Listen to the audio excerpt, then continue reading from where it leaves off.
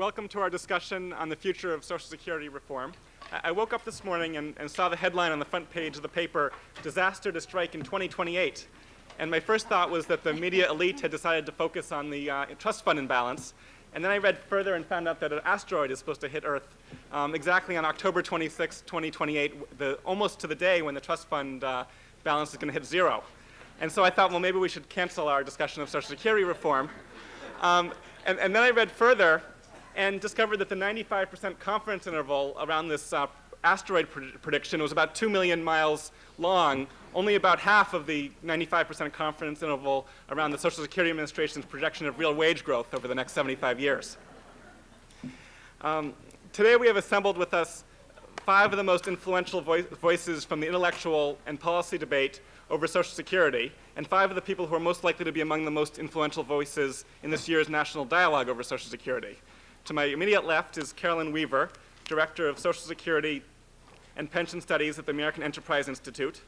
Dr. Weaver was a member of the 1994-1996 Social Security Advisory Council and a co-author of one of the 3 plans recommended by the Advisory Council, a plan that is sometimes called the Personal Security Accounts Plan, but more often referred to as the Weaver Plan. She has written and edited a number of books on Social Security and is currently at work on a book on Social Security reform.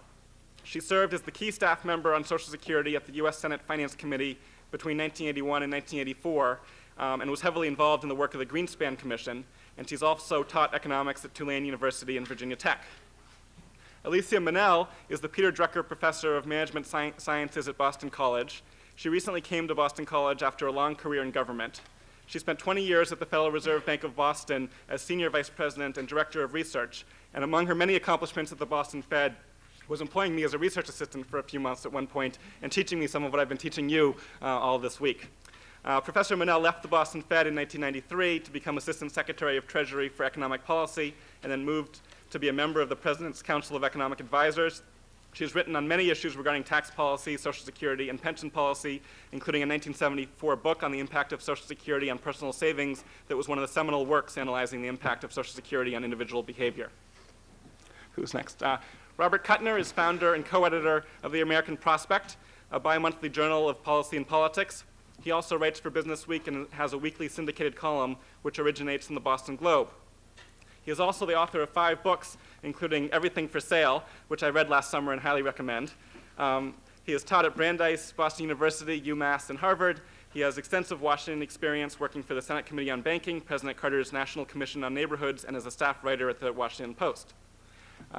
Lawrence Kotlikoff is a professor of economics at Boston University. Professor Kotlikoff is the author, along with Jeffrey Sachs, of an influential proposal for Social Security reform, which is all in your reading packet, and I'm sure you all know very well at this point. He has written numerous articles and books on tax policy, Social Security, and savings behavior, among other issues. In particular, he has developed models of workers' behavior over their entire lifetime that can be used to predict the impact of Social Security reform and fundamental tax reform on individual behavior. He has also developed a system of generational accounts that can be used to go beyond the typical 5-year budget estimates in order to measure the burden placed on current and future generations of tax and pension policy, and these accounts have been very influential in Washington and are now used by agencies such as the Congressional Budget Office. Who's next there? And John Rother is the Director of Legislation and Public Policy for the American Association of Retired Persons.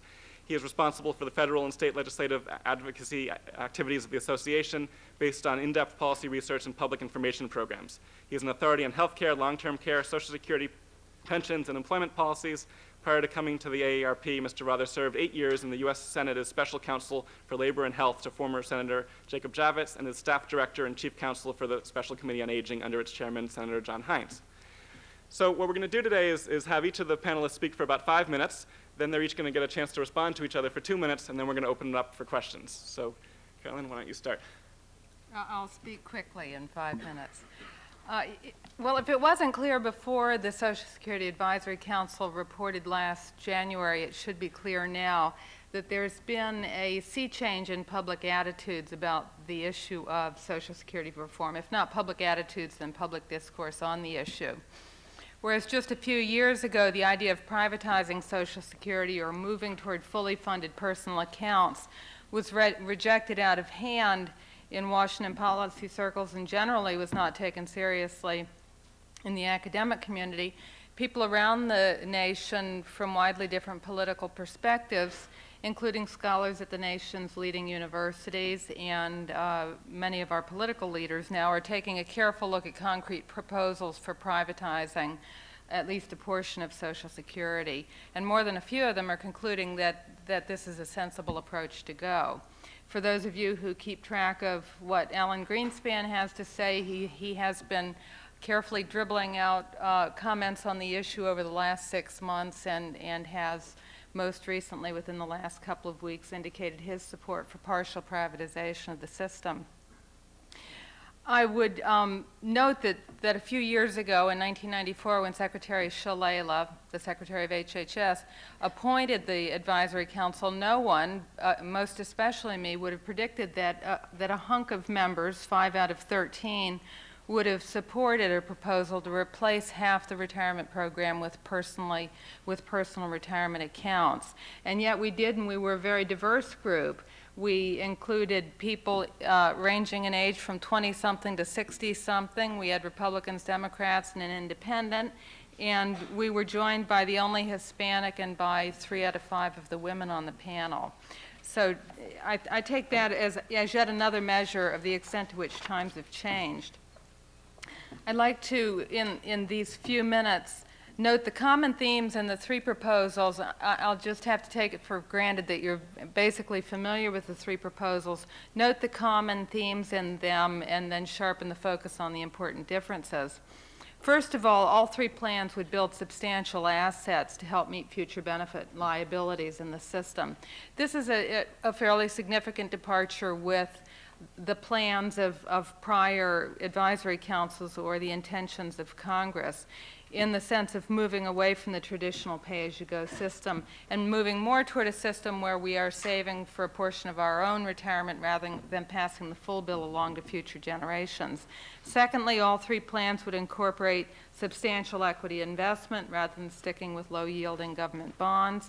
And then in a sharp break with the tradition, 2 of the 3 plans, which were supported by a majority of council members, would create privately owned individual retirement accounts, allowing workers to direct a portion of their taxes into private stocks and bonds. In short, we rejected the traditional, what I call nip and tuck approaches to reform: raise taxes a little bit, cut spending a little bit, and brace for the next financing crisis. The group, I think, unanimously felt that we had to not only close cash flow deficits, but also improve the value of Social Security for younger workers, since they will be the key to their survival of the system. Private investment was seen to be the key to that. And I will comment that the disagreements we had were not fundamentally about social values, as you'll hear, and there's a lot of rhetoric about that. The differences were about practical, economic, fiscal, and political issues about how to structure a system to promote saving and investment in the next century. In any event, with those common threads, then there was lots of room for disagreement. Should the government manage the funds? Should individuals manage funds? How much freedom should people have to make their investment decisions? Should they be forced to annuitize their accumulations? These were all important debates that we had. And the group that supported the personal security account plan came down on the side of individual choice, competition, and allowing workers to invest their monies in privately managed accounts. And I know time is short, so I won't go into the details of that plan, but I'll just say that what we envisioned was a 2-tiered system: a basic tier 1 that was a basic floor of protection that supplemented what currently exists for the elderly, the Supplemental Security Income Program. And then on top of that, there would be the personal security accounts. There would be a long phase-in period where people under 25 would be fully affected by the system, gaining the flat benefit in retirement plus their personal security accumulations. Our goal was to allow workers at all income levels, not just rich people or middle income people, but even low-wage people, to accumulate real wealth, which is not something they presently can do, and to shield workers from some of the sizable political risks that we believe the current system embodies in terms of funding long-term benefit promises.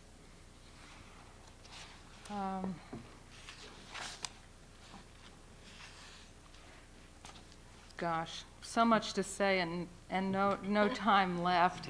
I will, to the extent you all are interested, I will discuss the transition issues in questions and answers. I would just comment at this point that any plan to move toward a substantially toward fully funded personal accounts involves what's called a transition cost. The transition cost doesn't come from moving to fully funded accounts. The transition cost comes from the fact that we have a pay-as-you-go system that creates unfunded obligations, and we have a cash flow budget that doesn't recognize them. So whatever you figure the number might be, $8, $9, $10 trillion in unfunded liabilities, they presently exist but are not recognized on the official government books. If you move toward fully funded accounts, people are paying for what they get, and we've also got to meet those obligations as they come due, and that's the transition cost problem. And I will end by saying, to the question, do I think American workers can do it? Yes, I do, in a big way, if given a chance. And I think if education is a problem, and no doubt it would be for certain workers, then I feel strongly that education should be the answer, not depriving low-wage workers of the opportunity to accumulate real wealth. Thank you.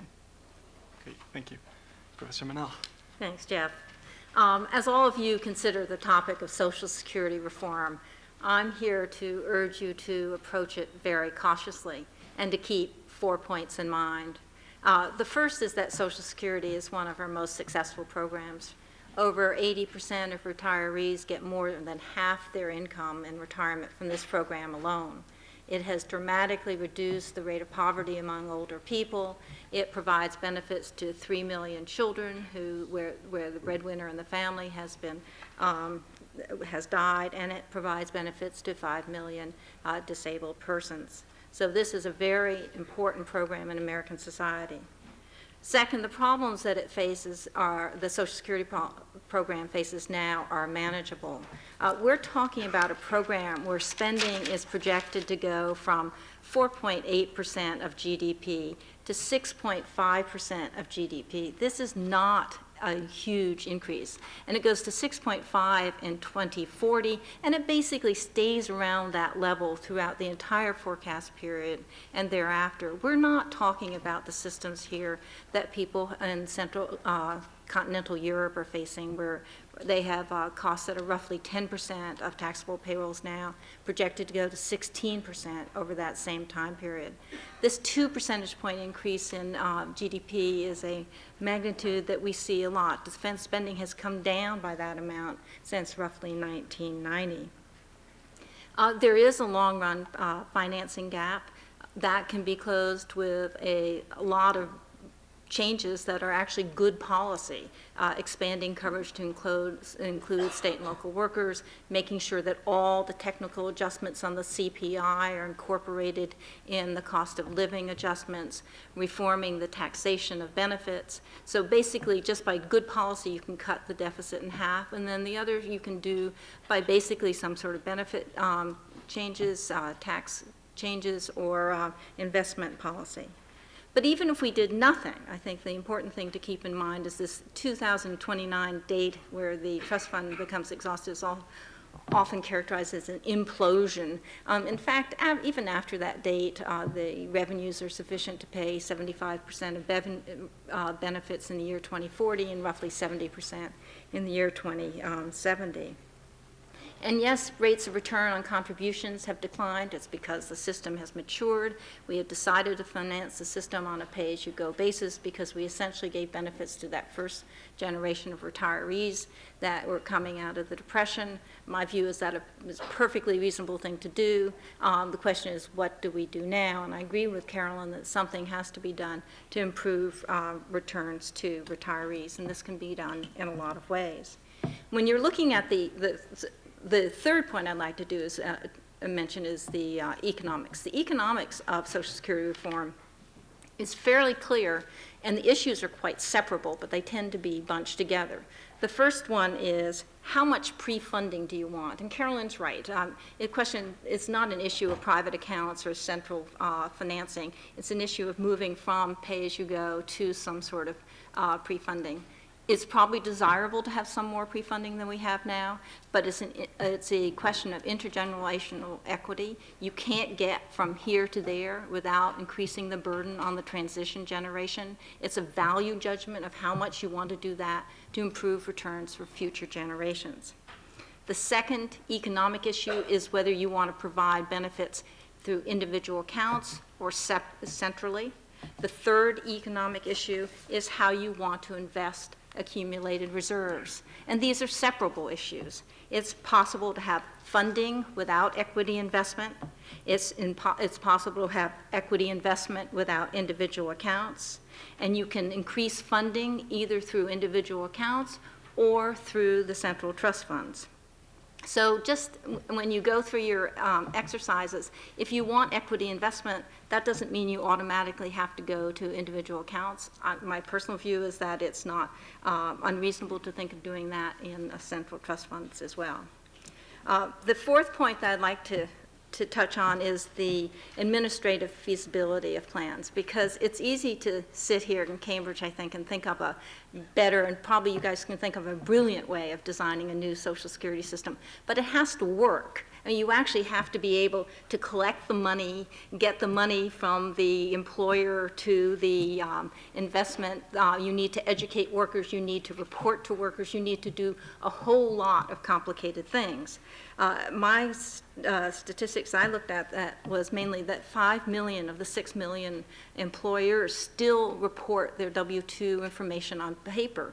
The world is not electronic, so we're not sort of set up to go. We don't have anything in place similar to what people envision when they're envisioning these central account, separate account initiatives. I mean, basically, the TSP, the Thrift Savings Plan, has one employer and 3 million participants. TIA-CREF has 6,000 employers and 1.5 million participants. We're talking about 6 million employers, 5 million of which, as I just said, report on paper, and 140 accounts. And then people are always changing their employment status as they move from one employer to another. So those are the points. Do it carefully is my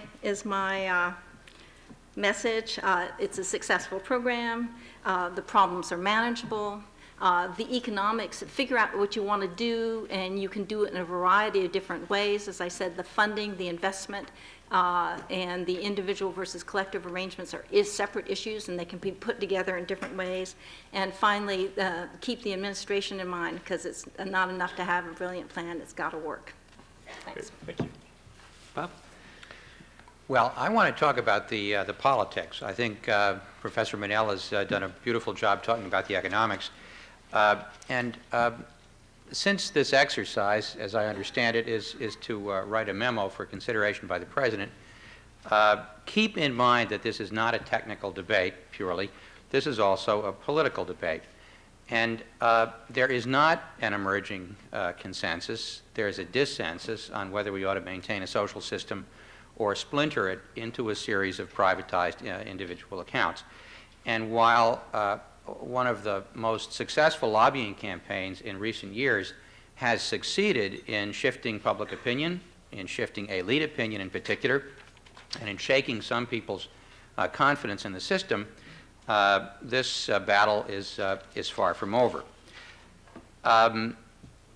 It is certainly possible to maintain the present system as a collective social security system and shore up its finances. As Alicia suggested, the scare articles that have been written are very substantially exaggerated. Even if we did nothing, and even if we continue the rather pessimistic assumptions about growth rates in the next 75 years, over the 75-year period, projected revenues with pessimistic assumptions are adequate to finance 85% of projected payouts. One of the remarkable things, and it's on page 36 of your tome, is that the economic assumptions on which this projected shortfall are based assume 2.0% GDP growth from 1998 through 2005. Then it drops to 1.8. Then it drops to 1.3. Given what we know about the new economy, these are stunningly pessimistic, even though this is considered an intermediate scenario. These are stunningly pessimistic economic assumptions. And if you had a little bit more wage growth, because of course Social Security revenues are based on payroll, they're not based on GDP growth, although GDP growth is not unrelated to payroll. But if wage and salary earners were getting slightly larger shares of GDP growth, that would also help the solvency of the Social Security accounts. I would call your attention to the lobbying campaign. Since early in the Reagan administration, probably hundreds of billions of dollars have poured into a very sophisticated lobbying campaign to disseminate this scare scenario, to shake people's confidence in the solvency of the system, to convince young people that they're never going to collect.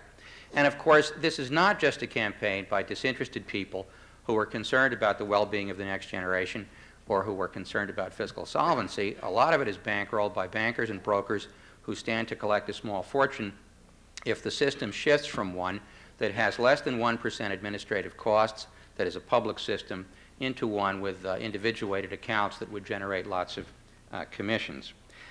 If we are going to use some of the government's ability to tax to finance a transition, why not leave the present Social Security system intact and add a new layer through pension reform, and that new layer would be analogous to TIAA-CREF. It would be a universal, portable pension system that would be fully funded, that would allow working people to generate wealth, individual wealth, that they could pass on to their children without sacrificing or diverting revenues intended for the present Social Security system.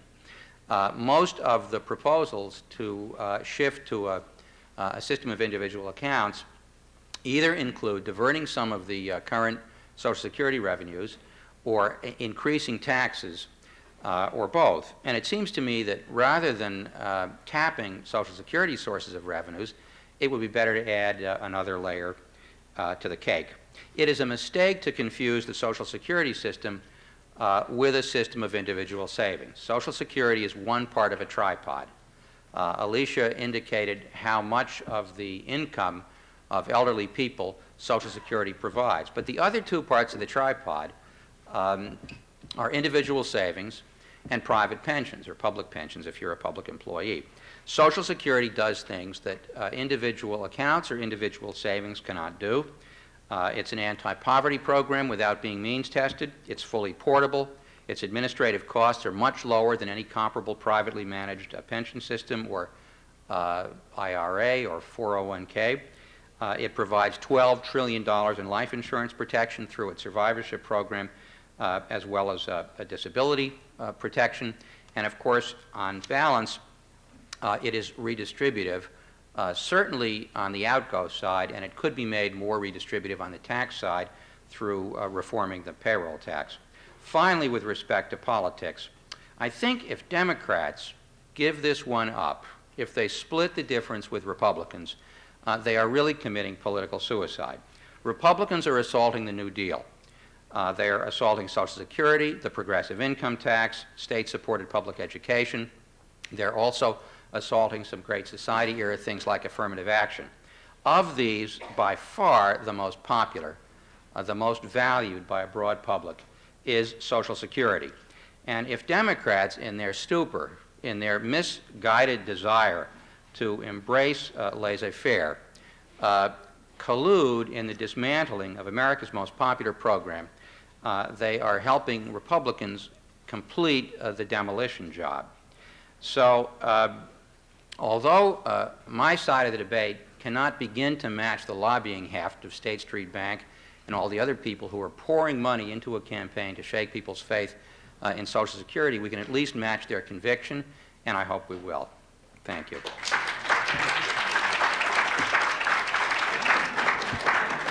Thank you, Terry. The truth is that this is not about Democrats versus Republicans. This is not about. This is not about Washington, one side versus the other. This is really about we as adults, looking at the situation, looking at the long-term fiscal position of the country, and answering the question, are we going to act as adults? Are we going to act responsibly for our children and for the next generation? Now, the fact of the matter is the U.S. fiscal system is in crisis. If you think about your pocketbook, think about 100 pennies, and let those 100 pennies represent your lifetime earnings. Now, if you combine all the taxes that you're going to pay to state, local, and federal governments of all kinds, and you subtract all the transfer payments, and you over your lifetime, not just the taxes and transfers you're going to pay and receive this year, but think about your lifetime taxes and transfers measured as net present value, that number comes out to be 30 of your pennies. So 30 of your 100 pennies are going to governments in net taxes over your lifetime. The story for our children and for our grandchildren is, given the way current policy is heading, they're going to face lifetime net tax rates of 50%. In other words, 50 of their pennies are going to have to go to governments, state, local, and federal, in taxes net of transfers. Now, where does that calculation come from? Well, it comes from a very recent 2-week-old study conducted by the CBO and the Federal Reserve Bank of Cleveland, which is a generational accounting study, which shows these numbers. And these numbers are generated based on the government's own forecasts, intermediate forecasts of taxes and transfers under different programs. So the same assumptions that Bob was referring to are being used in these calculations. But the calculation is for all the fiscal enterprises, Medicare, Social Security, Medicaid, everything included, federal taxes. And you see an enormous generational imbalance. So it really is not an issue of Republican versus Democrat. It's an issue of whether we're going to saddle our kids with sky-high tax rates. And we're talking here about average tax rates, and we're talking here about net tax rates. The gross marginal tax rates that would be associated with a 50% average lifetime tax rate is going to be enormous. It's going to be the kind of disincentives that will transform our society into the kinds of economies that we see in South America and other not very well developing countries. Now, if you turn to Social Security and you ask yourself the question, what is Social Security contributing to this problem? Well, it's contributing quite a bit. And unfortunately, you won't really learn that accurately by looking at the trustees report, which is, I'm sure, part of your big package. But I'm going to give Jeff 3 pages for him to add to your package, which I think I would advise you read these 3 pages before you read anything else in that package, because I think you'll actually learn more and benefit more from those 3 pages than any of those other pages. And as a matter of fact, I would advise you not even read those other pages if you're smart, because one of the things that we say in these 3 pages is that if you call up the Social Security Deputy Chief Actuary and ask him, how much of a tax hike would it take to pay for Social Security on an ongoing basis? We're currently giving 12.4 percentage points of our payroll, 12.4 of our pennies, of our 100 pennies to Social Security. How much will, given this imbalance that we face, how much will it take to cover that imbalance by having an immediate and permanent payroll tax hike? That's to say, we want to continue paying for Social Security benefits on an ongoing basis under the old system. Well, the answer is 4.7 percentage point payroll tax hike. In other words, we need almost 5 more of your pennies to be taken out of your pocket immediately and on a permanent basis to cover for Social Security's long-term deficit. Now, that number is twice the number that's advertised in the trustees' report. And again, both of these numbers are based on intermediate assumptions. There's a 4.7 percentage point payroll tax hike, which I'm referring to. Hang on, guys. Okay? Well, he can just listen in. He'll get it. There's a 2.2 percentage point payroll tax hike that's referred to in the trustees' report. The reason that the number is twice as big is that the trustees' report only looks at 75 years. They're truncating the projection horizon. After 75 years, we have huge deficits. The same was true back in 1983 when Greenspan and Bob Dole and these other luminaries supposedly fixed the system. Well, it's now 15 years since then, and we've added 15 years of big deficits. And that's part of the problem. That's part of the reason we have a big problem still in our hands, because we never actually dealt with the long-term situation correctly. So the reality is that we're talking about a 5 percentage point payroll tax hike to deal with Social Security without cutting benefits. Now, if we cut benefits, that's another way to raise your net taxes. It's not through tax increases, it's by lowering transfer payments to us. So either way, it's 5 more of our pennies. And if we don't do it now, if we wait for 10 years, it's going to be like 6 pennies. And by the way, this is based on intermediate assumptions. Historically, those intermediate assumptions have been overly optimistic. If you ask the top demographers in the country whether they think the projections that Social Security is making about our lifespan extension are realistic, they would say absolutely not.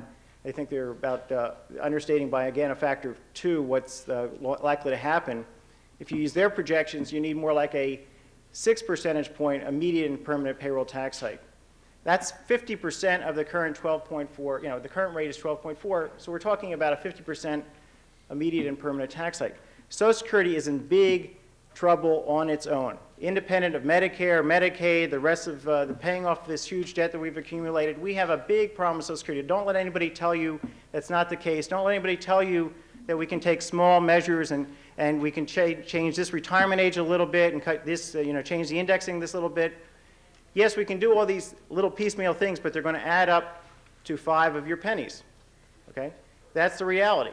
Now, the question really is, are we going to actually be willing to make that sacrifice, or are we going to leave an even bigger burden for the next generation? And are we going to ask the current elderly to help us deal with this problem? And my concern is that we're going to continue with these kind of piecemeal reforms, which we've experienced in the past, and end up 30 or 40 years from now with a major disaster in our hands. Jeff Sachs and I have proposed a solution to Social Security's problems, which we feel that Republicans and Democrats alike would embrace because it's got progressivity, it's got protection of dependent workers, it has a real financing mechanism which tries to get shared sacrifice from all generations, and it also ends up in the long run without very high, with basically no payroll tax to deal with Social Security. I don't know if I have time to go through it, but let me just conclude. It's in their reading packet already. Okay, I didn't see it on the list here, but anyway, let me just say that we really do need to make dramatic changes in Social Security. We can do it in a way which is going to help our kids, and it's going to be fair and equitable. We have to really do something major. We can't just, all the proposals that these folks up here are going to tell you about are really tinkering, and they're going to not actually cure the problem. It's up there. John?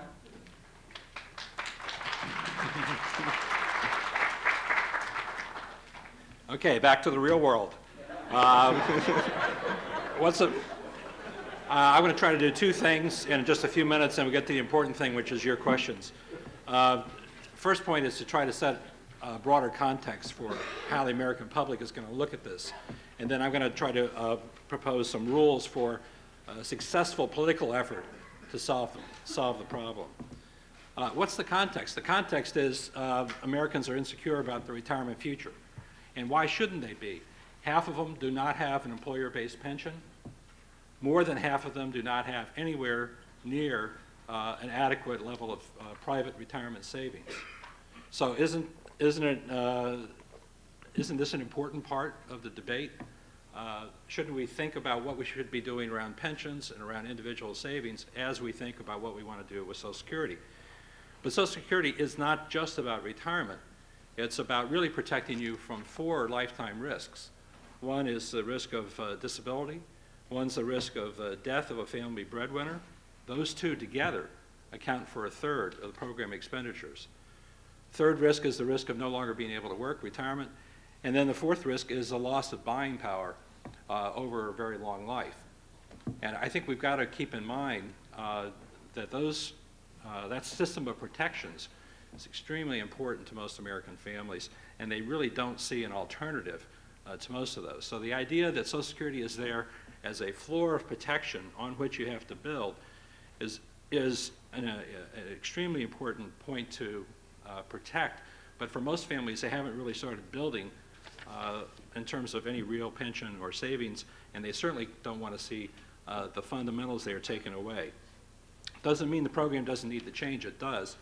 But it does mean, I think, that it has to be seen in a broader context and from the point of view of not only the federal budget, but family budget. That's really what's going to drive the way this thing turns out, in my view, because Social Security is probably the most visible, most widely felt, and most important thing that government does in the lives of American families.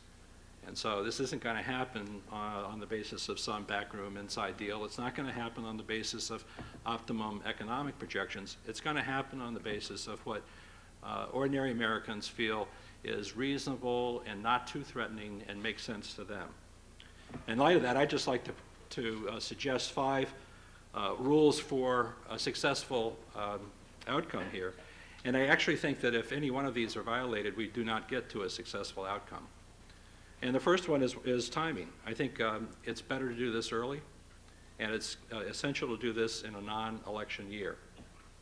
So 1999 is our window of opportunity, and that means we've got a little less than a year to get the American public ready, a huge job in itself.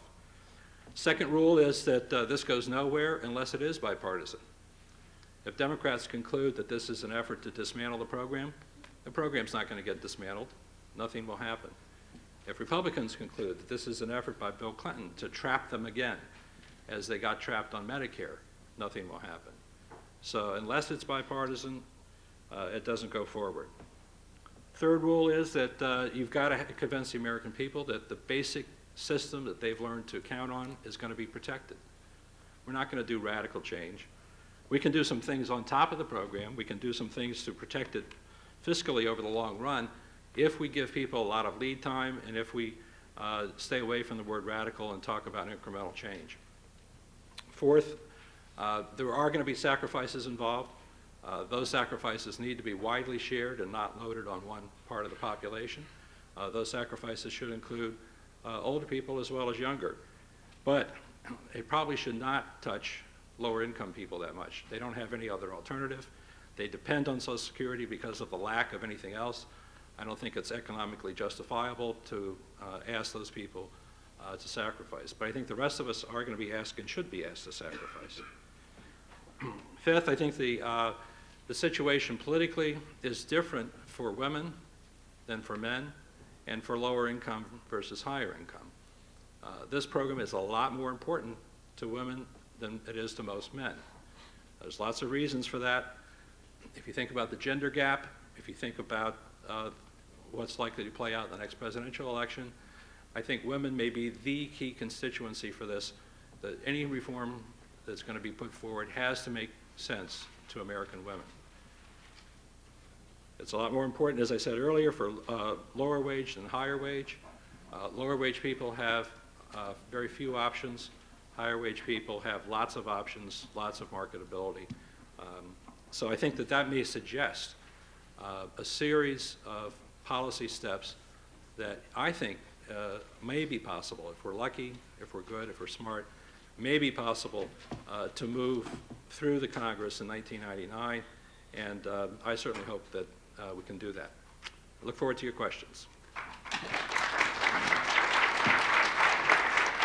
Great.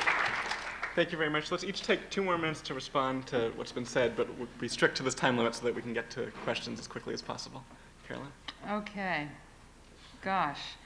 I guess I have several things I'd like to say. First, I think that one of the most disingenuous things that can be said, or a message that could be left with you, is that there are conventional means of shoring up this system that would not involve major sacrifice in the future. This nonsense that the system can continue meeting 75% of benefits forever, so it's not really a very big or very serious problem, needs to be put into perspective, even ignoring the fact that that assumes that the intermediate projections are correct and they have been downward adjusted every year since 1983. Take that for granted. We still have to confront what does it mean to cut spending by 25% in the year 2030. That's how much spending would need to be cut to bring spending back into line with available revenues. Do some quick calculations, and if you pull current beneficiaries out of that pie and say we would only reduce benefits for people coming onto the rolls, you're looking at enormous reductions in projected benefits. And let me tell you, if they don't start today and phase in for the full time until 2030, you simply can't get there. You cannot generate enough savings quickly enough. The adjustments just to shore up the system now would be very significant. The disruptions to American workers' plans would be very great were this not done very quickly.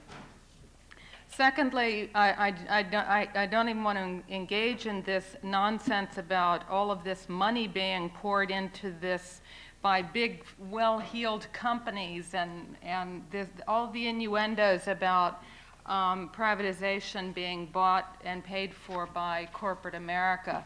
This is something I have been writing on for 20 years, and I can tell you that more has been done to focus public attention on these ideas by a piece of legislation written by Senator Simpson and Senator Carrion Danforth to introduce 2% personal accounts. More was done by that than by anything Bill Shipman or State Street Bank is doing. More has been done by having the President Clinton's Social Security Advisory Council, handpicked by Donna Shalala, have a majority in support of personal accounts. These are far more important events. What has happened in Chile that people want to know about around the world is far more important than any money coming out of any companies. This is just this murky stuff in the background which obfuscates. And I'll close by saying that I think what you have to come to grips with is, regardless of what you think about Social Security, what it has done for current and past retirees, define it in any terms you want, how wonderful it has been and how big the transfers have been. Come to grips with the fact that what it has been in the past cannot be in the future in terms of delivering large retirement incomes that exceed taxes by a considerable amount, which has made the system very popular.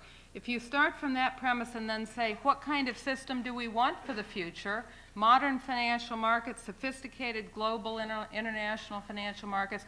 What do we want our system to look like, and can we get from here to there? What are the steps necessary? That's the way I'd urge you to think about it. Rather than seeing reform as being an indictment of the current system, just simply stop and ask, what kind of system do we want in the future, and how do we get there? Thank you. Lisa? No one is arguing that we should wait until 2029 and then try to cut benefits by 25%. I think there is a real danger here, and John alluded to it, is that, as you can tell by this panel, there's no intellectual center for reform. And I think that there's a real danger that nothing will be done. And I think that if you ask any one of us on this panel, that we would all want action to be taken earlier rather than later. We right now have a lot of different ways we could go, and it's not that difficult. But if you wait 20 or 30 years, it will be very difficult, and a lot of options will be precluded. The point I'm trying to drive home is that this is not a system exploding. This is not a healthcare situation. This is a system where costs are going to go from 4.8% of GDP to 6.8% of GDP over 75 years. And the reason it's going to happen is that we have an aging population. And we can decide whether we want to maintain benefits and increase taxes, or whether we want to maintain taxes and reduce benefits, or something in between, which is probably the acceptable thing to do. But it does not seem obvious to me that this is a call for restructuring this program. It has worked well. It does have to change now because we have this financing problem. We also have a decline in returns to contributions. We need to think of new investment options. We need to think of ways of closing this gap. But it is a manageable thing to do, and I think we should do it soon.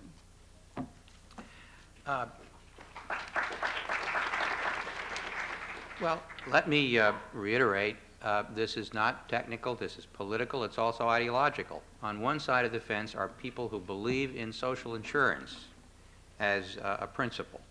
On the other side of the fence are people who are using a moderate shortfall as an entering wedge to dismantle a system of social insurance. And If you have any doubt that this is well funded by people who are self-interested, I'm not arguing that everyone is self-interested. I commend to you the American Prospect from May, June 1996, Bob Dreyfus's article on the money that's being poured into the campaign to create doubt that Social Security is viable. The J.M. Kaplan Fund, other right-wing foundations, State Street Bank, no, they're not all people who are concerned about fiscal solvency of Social Security are people who want to see the money go into Wall Street, but some of them are. I would also challenge Professor Kotlikoff's generational accounting for people who want a more systematic rebuttal. I recommend Dean Baker's piece, Robbing the Cradle, ? A critical assessment of generational accounting by the Economic Policy Institute. But suffice it to say that there is a kind of straight line extrapolation of medical costs in order to get to the conclusion that in 30 years hence people are going to be spending 50% of their income on taxes. And I can't guarantee what's going to happen to Social Security, but I can guarantee that medical costs are not going to consume anything like 25 or 20 or 25% of GDP, because long before we get to that point, one way or another, the medical system is going to be reformed. And in that connection, it's interesting that countries with worse demographics than ours that have universal systems all manage to keep their health care costs below 10% of GDP and get universal coverage, while we, with a market solution, are 13.8 and growing. So just as the market solution is not the best solution to health care, it's not the best solution to the retirement tripod. And this is a great debate. This is not a debate where differences are submerged. It's a debate where first principles ought to be clarified, and it really boils down to the question of whether you believe in social insurance or whether you don't.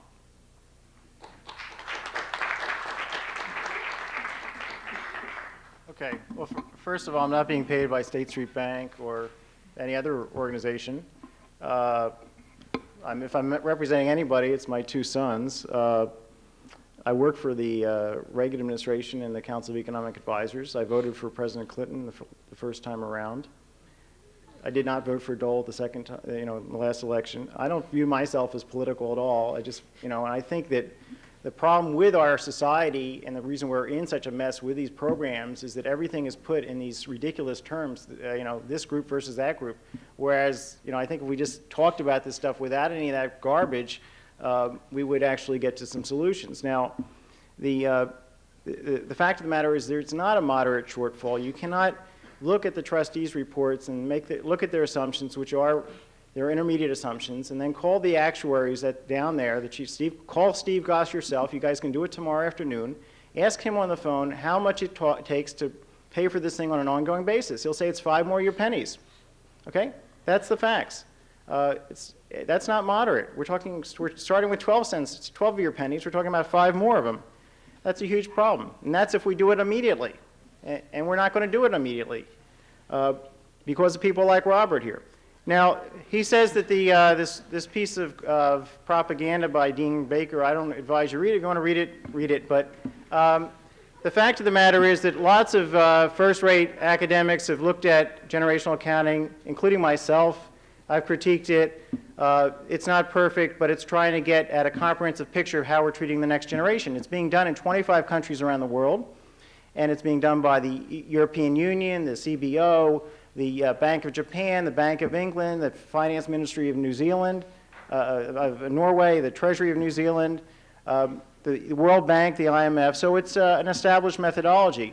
In the case of the U.S., the generational accounting is using HCFA's latest projections of Medicare. If you looked at those, you would see that their projections are way low compared to what they were projecting 2 years ago. I think they've gone way overboard in terms of making overly optimistic projections, because I'm sure they're under lots of pressure by their bosses to, in this political climate, to be overly optimistic.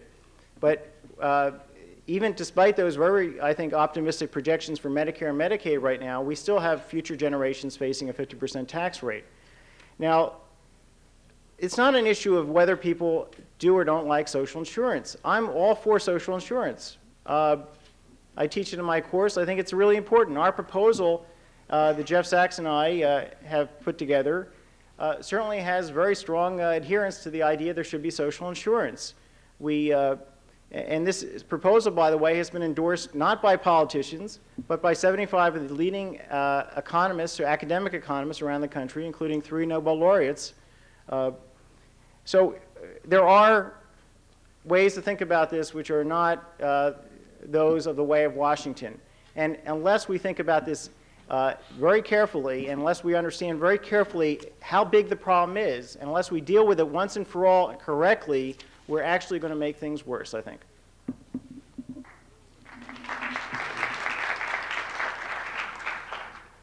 Well, I know you're anxious to get your questions going, so I'll leave you with 2 questions of my own. First question is, how would you allocate risk between government, employers, and individuals for our future? Is it better to put it all in one, or is it better to allocate it evenly among all 3 sectors? I think that has a big impact on what kind of plan you want to come out with. Second question is, when in our history have we taken on fundamental reform in the absence of immediate crisis of a major institution? And if that's the case, then what has to happen to make it safe for our political leaders to take on such a huge challenge in the absence of some kind of fiscal deadline? And I think that has real implications for the politics of this debate. Okay. So we're going to take questions, and you have to come to one of the 4 microphones that we have around the room. And please identify yourself before you ask your question, and please choose one of the panelists to direct your question to, because I don't think we can give 5 people a shot at each question and give you all the opportunity to ask questions. Although we'll try. Let's start at the top left, please. Thank you. First of all, I just want to agree with Mr. Kuttner that ultimately this is a question about whether or not we're preserving our social contract. The question I have really is to the entire panel. Sorry, my name is Ted Halstead, Kennedy School.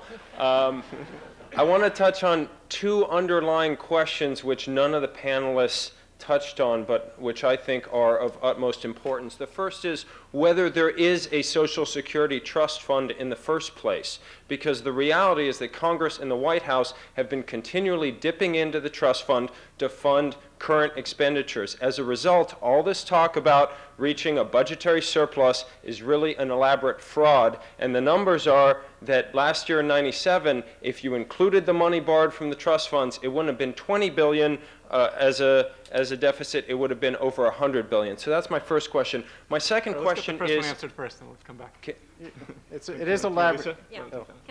Can I start? You're right. Right now we have a unified budget where we put Social Security together with the rest of the budget. Social Security is running a surplus, there are deficits in the rest of the budget. And there's a serious question of whether it has changed the behavior in the non-Social Security part of the budget. That is, has Congress raised taxes less than it otherwise would have, or increased spending more than it otherwise would have because it had these surpluses available? In my original opinion was that that was probably correct when I was looking at the large deficits in the 1980s. Now that we're moving into this new period of budget balance and approaching budget balance in the non-Social Security part of the budget, it's not so clear.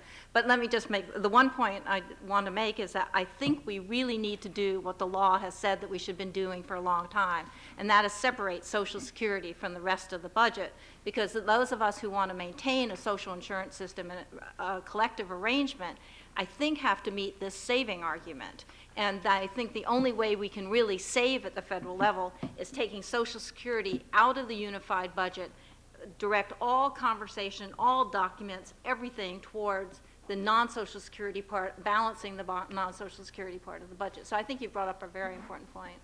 Let me just add to that. Quickly. This is important. One of the important messages of generational accounting is that the deficit accounting that the government does has no close, that it really is an elaborate fraud, or maybe not a purposeful fraud, but from the perspective of economic theory, that's to say neoclassical economic theory, the federal deficit is not well defined. It's purely a function of the way the government labels its receipts and payments. If it uses one set of words, like to call your contributions to Social Security a loan versus a tax payment, it'll generate one deficit. If it calls it something else, it'll generate a different deficit. The generational accounting findings, this comparison between the 50% tax facing kids, future kids, and the 30% tax facing us, that comparison is independent of our vocabulary. So we have to start looking at the right set of numbers in order to look at really what the situation is. And you're absolutely right, it is a fraud, but redefining the deficit is just producing another fraud. You have to do generational accounting. Thank you. Can I just ask the second part of that question? Let me give other people a chance, and if we have time, we'll come back to you. Let's go to the top right, please. Sorry, Tut. My name's Matthew Fagan, and I guess I'd direct my question to Mr. Kotlikoff. The example with the 100 pennies assumes that there is such a being as the average taxpayer who is paying 12% of his or her income in payroll tax. In fact, as I'm sure you realize, that tax is not 12% on everyone. It is steeply regressive and is a much lower rate of tax on, say, Bill Gates. My question is why you persist in using an imagery which obscures the fact that this program has a different impact on lower and higher income people, and why you think that those aspects of the payroll tax are so absent from this debate. Well, I think that we need to do, and I've called for this in my book on generational accounting, I've said we need to do intra-generational accounting as well as, see how we're treating different generations and also how we're treating different groups within a generation, include the lifetime rich versus lifetime poor. And I've certainly started doing some of that work myself. So, you can't paint me into a wall and say I'm not for redistribution. Our proposal it has explicit redistribution. We have people contributing to private accounts what they would otherwise contribute to the retirement portion of Social Security, and the government provides matching contributions for poor contributors, and the contribution is divided 50-50, so each spouse has an equal account, so we take care of women, okay? And then you're forced to hold a global index fund, so you can't, you have to buy a fund which is not going to involve high transactions costs, and you're going to have to hold it for the long term. You won't be able to buy when it's high and sell when it's low, or whatever. You can't make mistakes. You've got to hold for the long term. At the end, you're forced to jointly annuitize into real annuities. This is a proposal that deals with these real problems, and it deals with it in a way which is very intra-generationally equitable as well as intergenerationally equitable. If you actually look at the current Social Security system, it is not, you're right, the payroll tax is very regressive, and the benefits in many cases are not particularly progressive. So there's lots of problems at the micro level with the way Social Security is being run. We can do better. Over here, please. Hi, my name is Seth Stern. I'm a first-year public policy student. Professor Minnell, you mentioned that there's a lack of intellectual center, and here there's been presented two academic polls of what reform should look like. But what I'm wondering, and for our purposes, and for political purposes, I'm wondering if either team, the Weaver, Kotlikoff, or the Kuttner-Minnell team, could tell us what's reform going to look like? What will it look like after? Is there a middle ground? Is there a compromise? What's actually going to come out of the process instead of what should it look like? I'll make a prediction. I have been saying all along that I think that whatever is passed will include a personal accounts component. I think there is an evolving consensus. I would expect them not to be as large as Larry and I might prefer, but as far as that being a central component, I expect it to be a big debate. A central point of contention would be that, but yet as we look to the future and look to creating a system that makes sense for younger people, something that involves something like a mandatory IRA or 401k component, I believe will in the end be a part of any consensus plan. And then I think we could probably name the kinds of things that would be wrapped around that in the way of raising the retirement age, lowering replacement rates, and the like. And I'm sure John Rother would have some suggestions for ways to get some additional revenue in there. Anybody else want to make a prediction? I think that stalemate is a real possibility here. And then just on I Carol, wouldn't disagree on whether that would happen in 1999. I have great concern that we might not have legislation in 1999. Yeah. But I think most of us share the view that 1999 is critically important, that we really should be pushing our leaders to enact something just as quickly as possible, and 99 seems to be the right year for that. and can I just add a wrinkle to what Carolyn said, and that is that there is a question whether you get these individual accounts by carving them out of Social Security, basic benefit protection, or whether they're sort of an additional add-on on the top. So she may well be right that that's a part of a reform plan. It's not so clear to me that it will come out of the Social Security system. Can I jump in on this? Yeah, I'll jump Let me make a completely unorthodox proposal here. It's true that there have been periods when the projections of growth were too optimistic, but just as the projections of growth were too pessimistic, and all of a sudden the great budget deficit turned into a budget surplus, not just because of the tax hikes and spending cuts, but because we got a few tenths of a percentage point more growth. I think, given the change of heart in Alan Greenspan, and given the fact that the NAIRU, the non-inflationary, non-accelerating inflation rate of unemployment, magically dropped from, graven in stone at 6% to maybe 4%, if even Alan Greenspan thinks we can get higher growth, I mean, these projections are talking about growth of about 1.6 or 1.8%.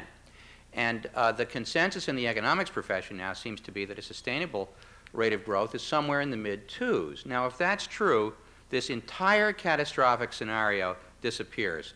So maybe we have a few years of stalemate, and all of these doomsday projections turn out to be unnecessary hysteria. This is fantasy, Robert. Look, I really resent words like fantasy and propaganda and nonsense. I haven't let's used just get the facts right, those because- adjectives about you, sir. Let's let John say something for a second. And then, I think there's actually going to be 4 elements, assuming that this is bipartisan. One is there is going to be some element of personal account. 2 is I think that there will be the usual mix of some benefit trims and some revenue enhancements under the banner of shared sacrifice. 3 is I think that there will be a opening up of trust fund policy to allow the trustees to invest as any other public pension would invest, namely partly in equities. And 4, I think that there'll be some emphasis on incentives in trying to get people to work longer. And I think you put all those together, and I think you could put together a package that could be both bipartisan and acceptable to the American public. Thank you. let's go in left here. My name is Eric Chapsis. I'm a first year here at the Kennedy School, and this question is for Dr. Weaver. Under a certain assumption that individual accounts in your proposal is economically viable for the long-term solvency of Social Security, can you ring in a little bit further and tagging on to the last question, the political viability and how the specific political debate can play out for the economic viability of individual accounts? We've seen that something may be economically the best answer, but it's very hard to sell. I was wondering whether you could elaborate a little bit further as to how to sell politically your individual accounts or personal savings accounts. Since I think we've got some fairly broad agreement that advance funding is desirable, and I say that looking across the intellectual academic crowd, obviously not middle America, but that we should be moving toward more advanced funding of outstanding liabilities. Then you're into this question of, do we take these trust funds, fabricated or real, and let them accumulate $1 or $2 or $15 trillion and pump it into government special issue government bonds with the IOUs flowing back and forth? Or do you have the government pretend that it is a portfolio manager and start allocating those monies directly out? Or do you give the American workers the right to invest those sums in something like a mandatory IRA? I happen to think that once the debate is framed around, should Uncle Sam invest those monies, or do you think you can handle it, and would you be willing to take the risk and bear the consequences? Kind of Harry and Louise, if you do I have the names right from the ad campaign on national health insurance? I happen to think that's a winner in a big way. When it comes down to fundamentally this issue, can you be trusted to invest your own money? Should you be entrusted to invest your own money? I think the American workers would find that very appealing, particularly if structured in a way such that people can understand that this is not a debate about smashing and destroying what currently exists for older people. It's not a debate about throwing social insurance out the window. It's a mandatory universal system. It is complemented by a highly progressive benefit at the bottom. But I think it's the kitchen table conversation about a group of politicians managing your money or professional money managers chosen by you. Can I jump in on that, please? I love the Harry and Louise reference. I mean, you can just imagine the focus groups that went into this. Can you be trusted to invest your own money, or do you want a bunch of politicians? Now, the two people who were in the privatization camp, one of the things that troubles me is the contemptuousness of democracy. The notion that somehow academic economists are above politics and that they're disinterested experts, and that the political process, always described as politicians rather than described in approbative terms as democracy, is somehow debased. The second thing that I think is offensive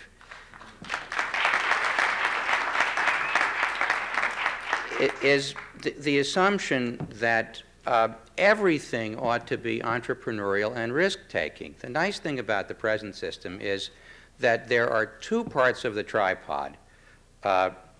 Private pension systems, which are increasingly not defined benefit, but defined contribution, so that the individual takes the risk, and individual savings, whether it's in your savings account or the stock market or 401ks or 203bs or whatever, those are risk-taking. If you guess wrong, if you happen to be in one of those 15-year periods when the market is flat, you're in trouble. The one part of the system that's guaranteed by the United States government that will pay you, that's inflation adjusted, is Social Security. So the question is, do we fragment and undermine the one part of the system that is not so contingent, and that's advertised as enhancing personal freedom, and I think it's very misleading. Let me just respond here, too. The concerns I would see on the political side is you want to make sure it's progressive, because if it's not progressive, you're not going to have the Democrats. You want to make sure it deals reasonably with women, because if you don't do that, you're not going to have them. You want to make sure that the average Joe can't get beat out by somebody who's smarter in terms of the marketplace. So I think you really need to have people getting the same rate of return. You need to have diversification. You need to have low transactions costs, low fees. The corporations can't make big profits, as Robert's correctly pointing out. You need to make sure, as he's saying, that the people get their money out as an annuity, which is independent of inflation, a real annuity at the end of life.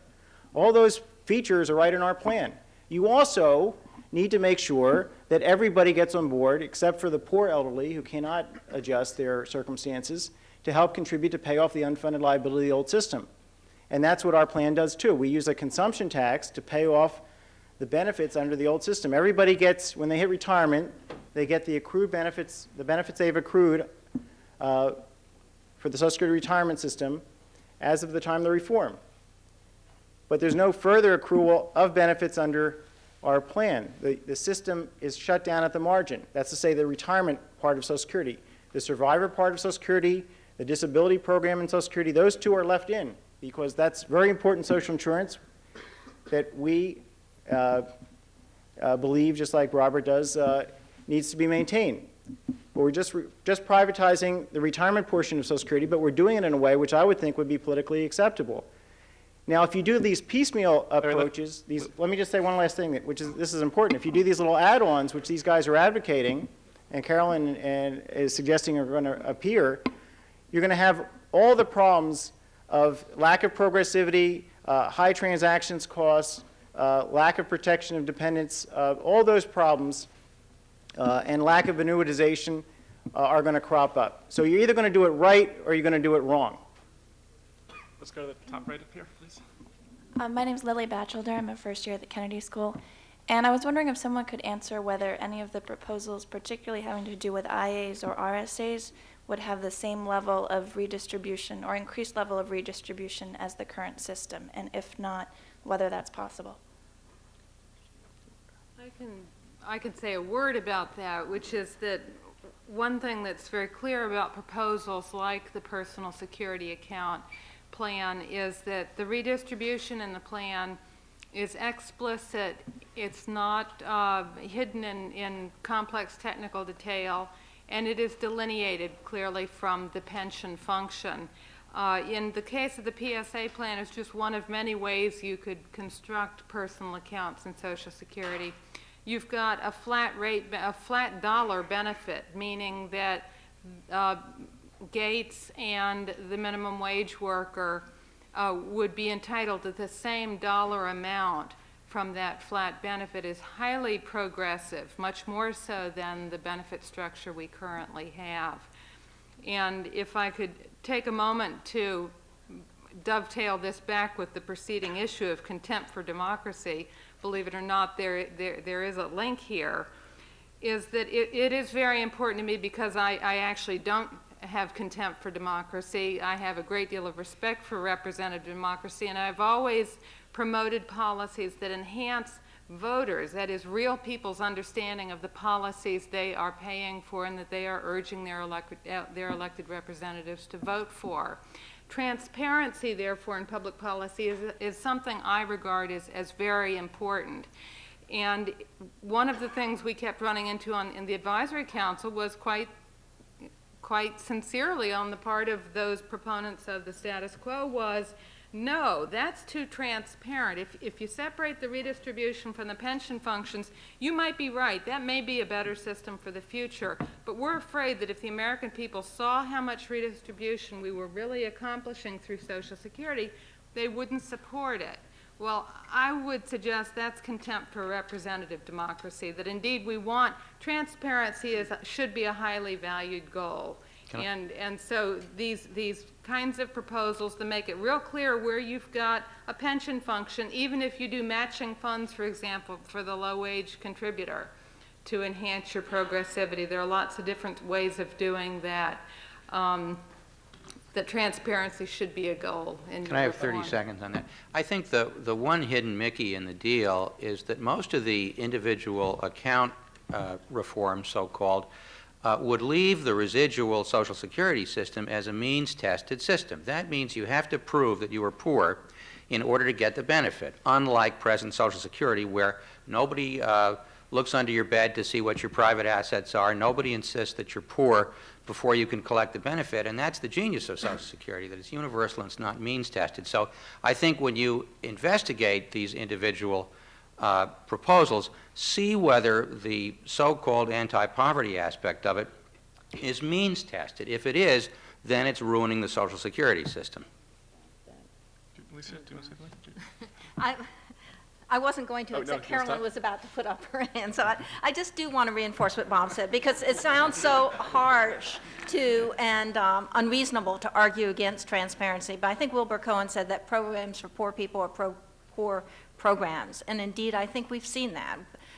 Attention to poverty goes in and out of fashion. And when you're designing a system for retirement where people no longer have the option to go back into the workforce and figure out some other way to support themselves, you just can't have it subject to the political whims of Congress about what they're going to be willing to spend on low-income people. So I think having it separate and transparent is a real risk, and one that I wouldn't take easily.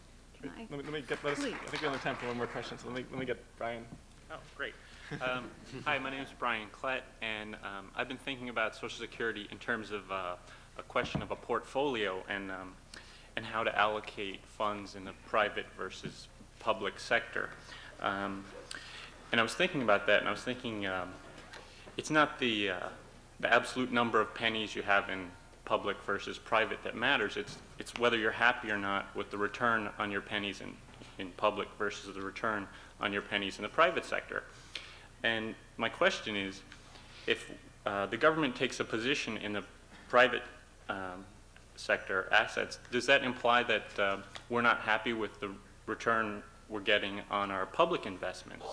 And if so, doesn't the private market value itself in relationship to the public investment? So how do we really get extra value there? We don't get extra value. The whole proposal that's being made by some segments of this so-called Commission on Social Security Reform, is to invest some of the trust fund into the stock market. It's just a shell game, because what we own is we own that trust fund, and it's in our right pocket, and we own stocks, the stock market, in our left pocket. And what they're proposing is really we take the government bonds in our right pocket and put those and sell those and put those in our left pocket, and vice versa. So that we're still going to end up holding the same total securities. The real issue here is not investing in the stock market versus not. The real issue is what generations are going to pay for the mess that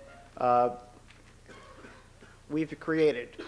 And are we going to get the current elderly, the rich and middle class elderly, to help pay for this mess? The way we do it in our proposal is use a consumption tax to pay off the benefits under the old system. Everybody gets their accrued benefits, they go to zero because nobody's accruing new benefits, so through time they're going to zero. We use a consumption tax to pay those benefits off. Now the poor elderly who are living off Social Security, since their benefits are CPI indexed, they're going to be insulated.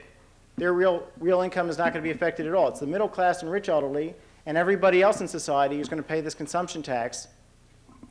And this is a revenue neutral tax change. We get rid of the 8 percentage points of the payroll tax that people are contributing to the retirement portion of Social Security. We substitute finance for these accrued benefits with the consumption tax. That's the fundamental question. Which generation is going to pay? Just very quickly in response to your question, I actually think there's a political irony here in that the people that are using the money's worth argument to attack the legitimacy of Social Security are leading a lot of people to think, well, why doesn't Social Security follow the same investment practices as every other pension plan, including every other public pension plan? And if you did, you would substantially raise the perceived return from the public sector to be equal to private sector return. So the more emphasis there is on money's worth and Social Security is a bad deal, the more I think it's leading to people asking about, well, why don't we just simply adopt the same practices in Social Security investment as we do everywhere else? And the macroeconomic effect may not make any difference, but it sure make a difference in how people perceive the value of Social Security. Great. Let me thank you all. Thank you for all the questions. And those of you who didn't get your questions answered, why don't you come up and you can probably get the panelists to stick around for a few more minutes. And make sure you get a hold of this. Thank you very much. Good.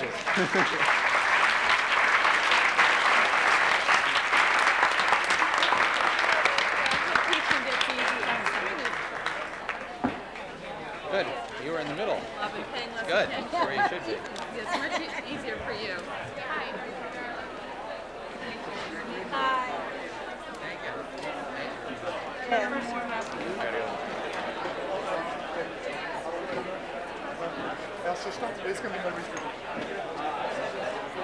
Well, a little bit. Not Clinton.